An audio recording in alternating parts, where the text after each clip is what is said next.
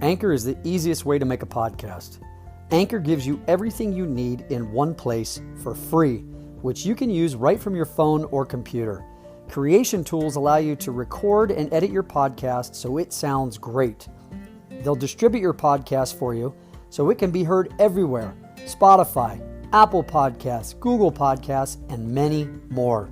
You can easily make money from your podcast with no minimum listenership. Download the Anchor app or go to anchor.fm to get started today. I'm Michael Chabot, and I'm here to tell you that there will always be challenges in life, and in some cases, like mine, tragedies.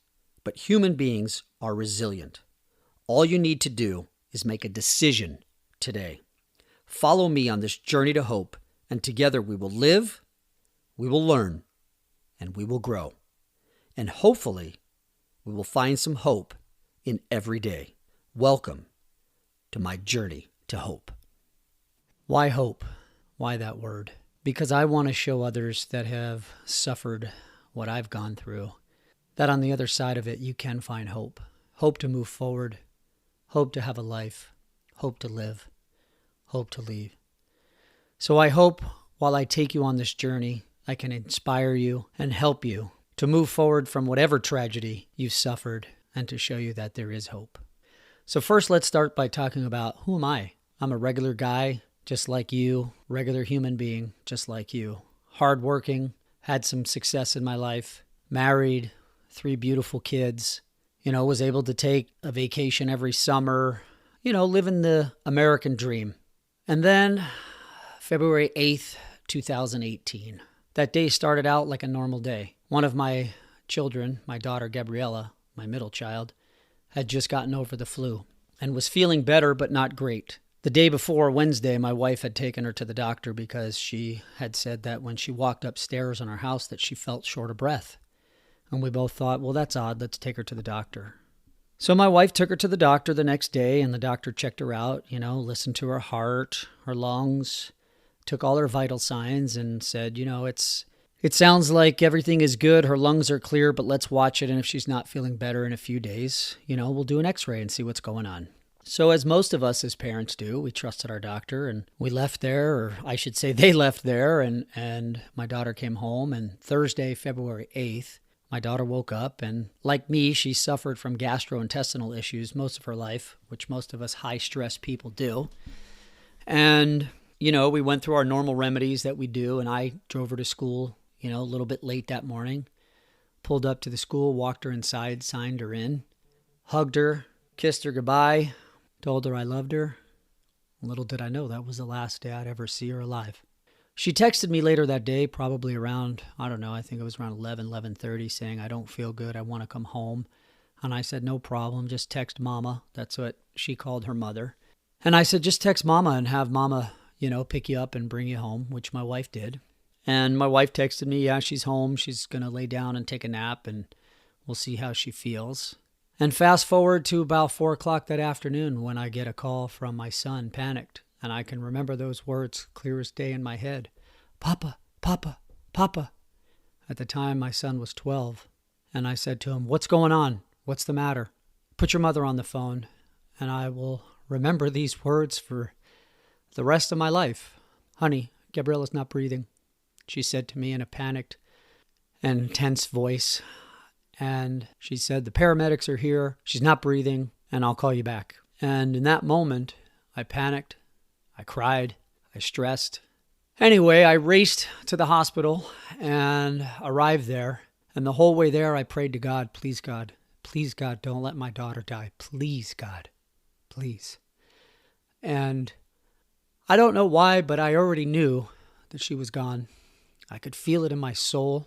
And I remember when I got to the hospital and went inside, they had my wife and son in the small little chapel, in the hospital. And I saw one of the paramedics' face, and I asked him if she was alive, and I could see on the look in his face what had happened.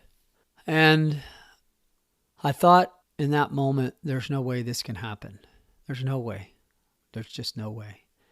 And we waited, and we had a chaplain with us who continued to keep us up to date with the doctor And then the doctor came in and told us what no parent would ever want to hear, which was that our 14-year-old daughter, on February 8th, 2018, had passed away. In that moment, my heart shattered into a million tiny pieces. And I thought to myself, how do I live from here? How do I work? Oh my God, what's going to happen to my children? At the time, my oldest daughter was a senior in high school, on her way to go to college within a few months. My son was 12, and I thought, how the hell do we move forward from this?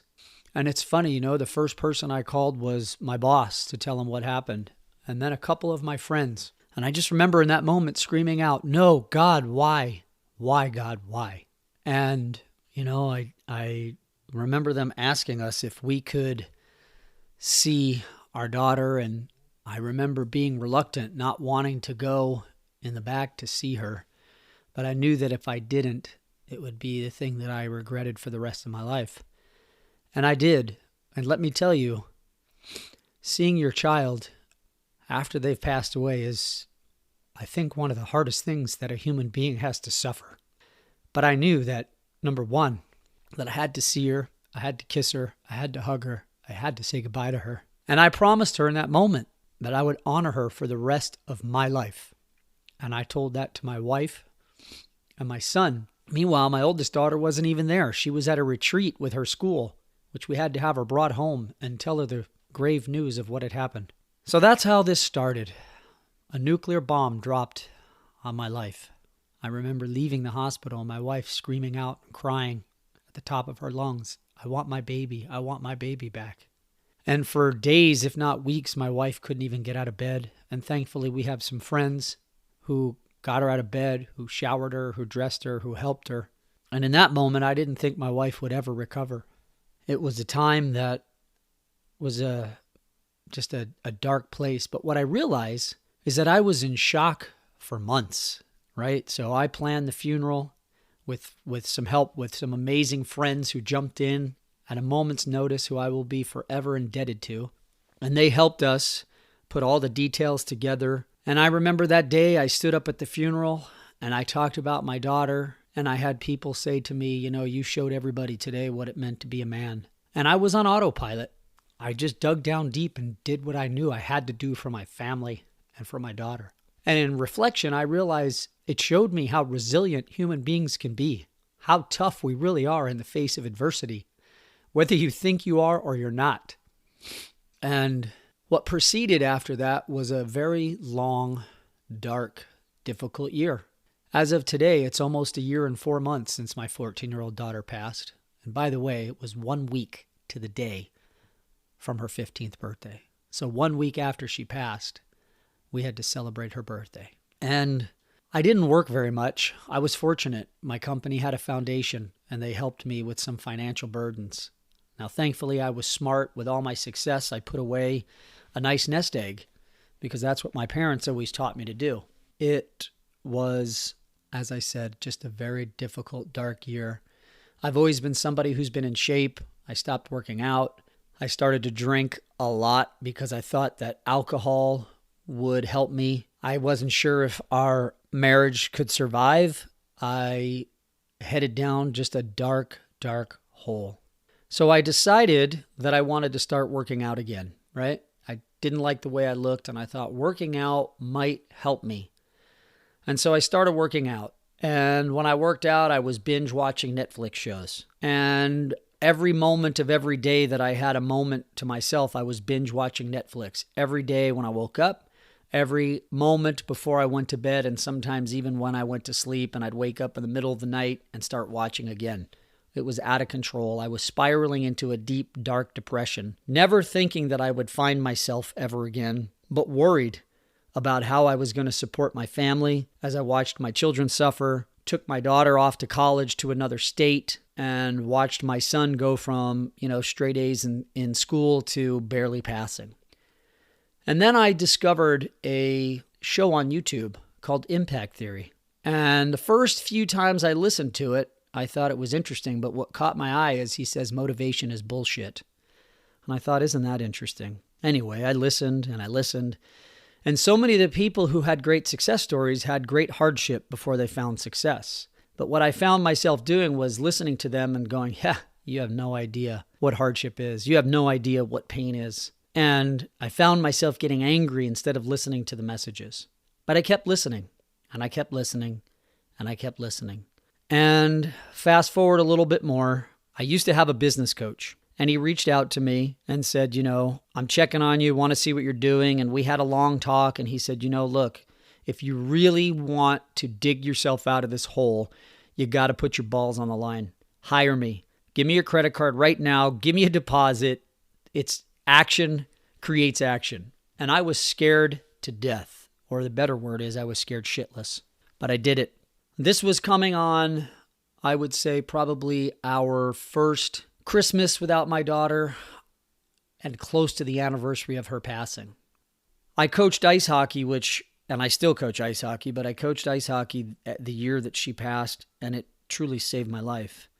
Helping kids and focusing on helping other kids achieve their goals, including my son who was on the team, really made a difference. But nothing truly changed until, first and foremost, I rehired my coach. And I will do a whole podcast on this, and everybody's read about it and everybody's talked about it, but I want to share my experience with it. But nothing changed in my life till I changed my morning routine. It's probably had the biggest impact on my life than anything else thus far. And what I realized is that it's mindset.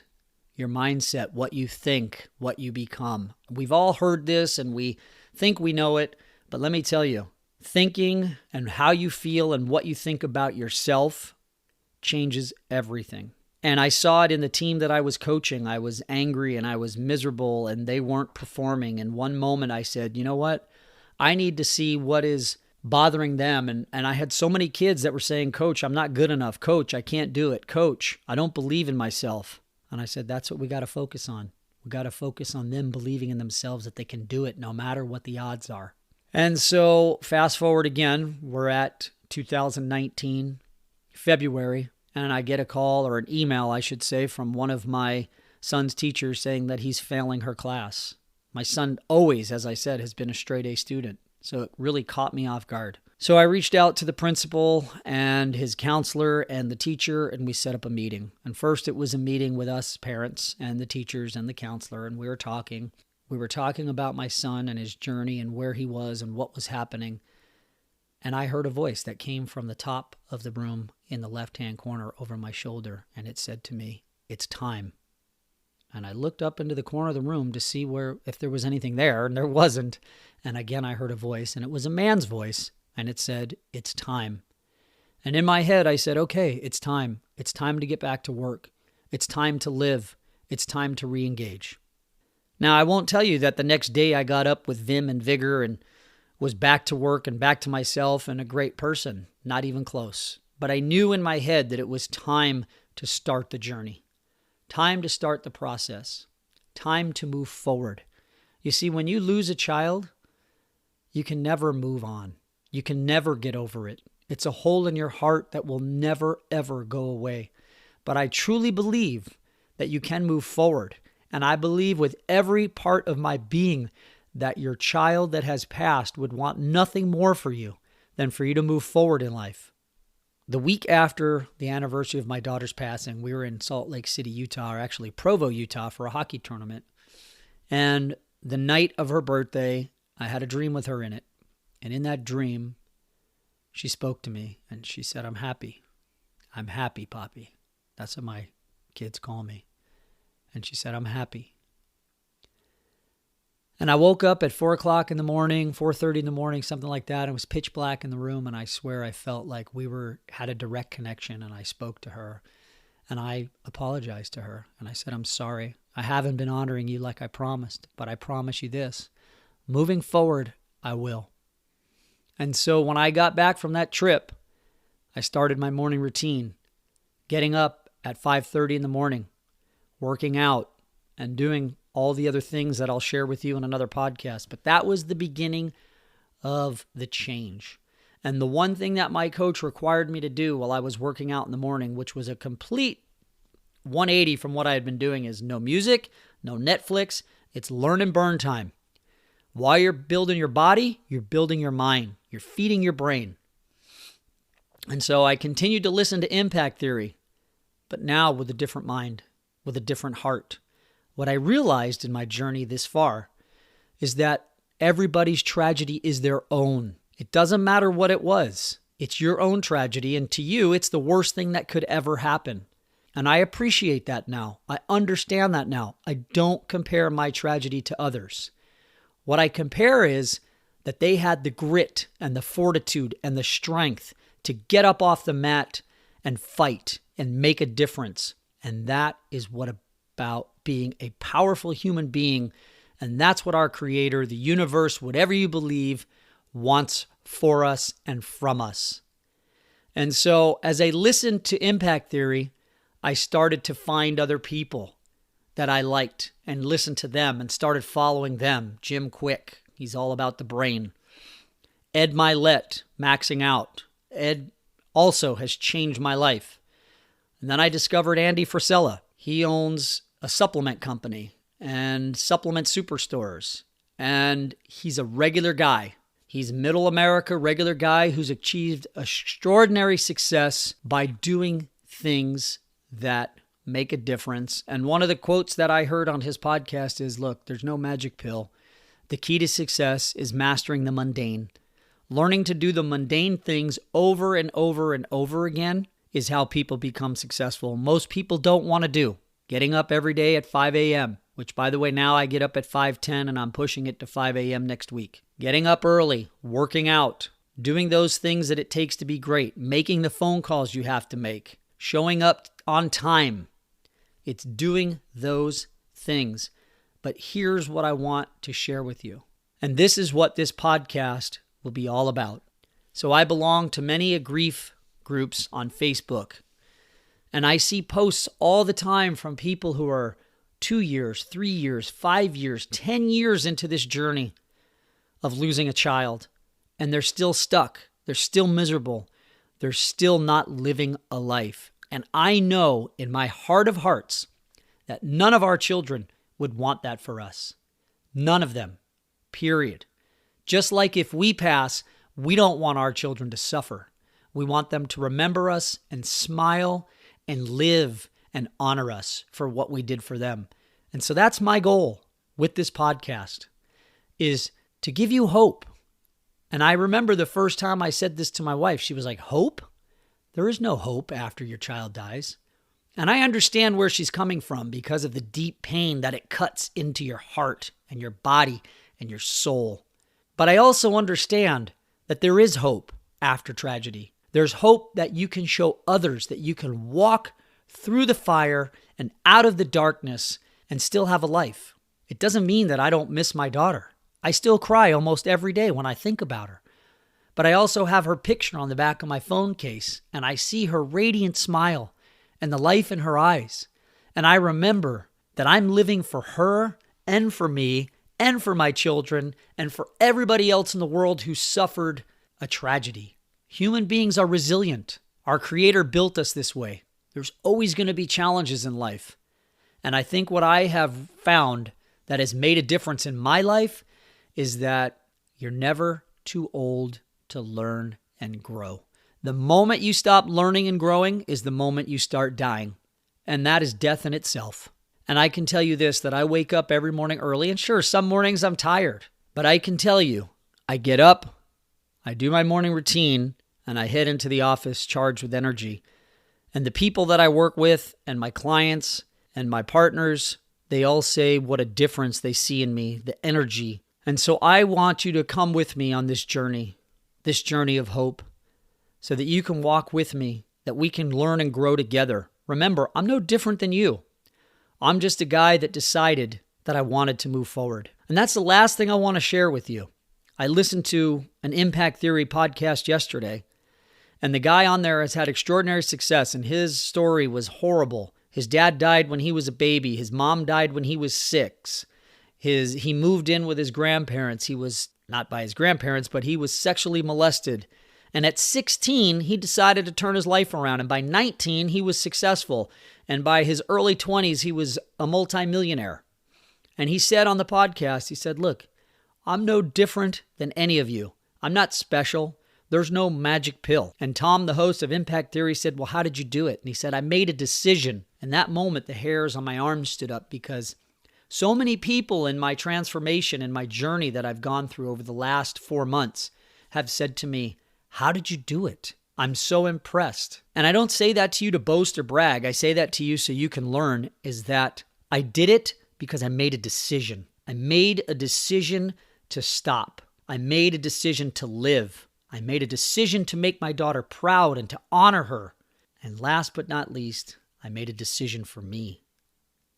And I can tell you that that decision has had a positive impact on my son, on my wife, on my daughter, on my parents, everybody around me. And so all my hope is for you, and there's that word again, is that you follow me on this journey.